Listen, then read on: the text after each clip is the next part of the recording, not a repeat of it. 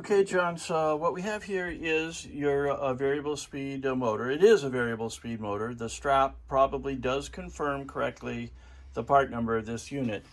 Variable speeds being identified immediately because they have this phenolic circuit board on the back of the motor. The later two speeds don't even have this at all. In general, it looks like the same on both ends. But yeah, we reconfirmed it, checked both of the coils in it. Now, the inside of this motor did have several problems. The brush mechanism on it, somebody had epoxied back into place, and one of the wires for one of the coils was broken off. We soldered that back together, and now I've just put it back together to test on your variable rheostat here. Now, these rheostats, although they all look the same, they do have different resistant wire winding on it. We noticed that this wire was a little bit different than the same version rheostat that does the dash lights.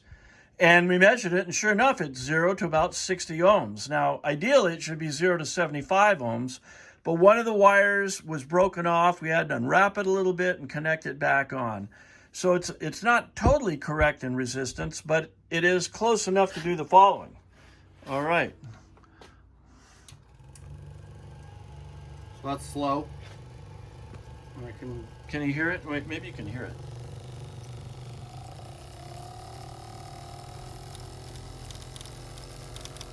Keep going.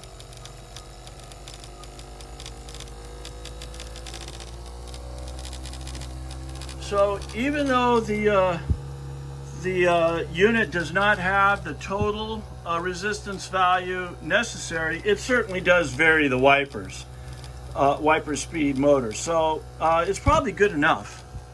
And go ahead and go down. I think you can hear it. Yeah, so yeah, news to me that they did make two different versions of this rheostat here with different wire on it.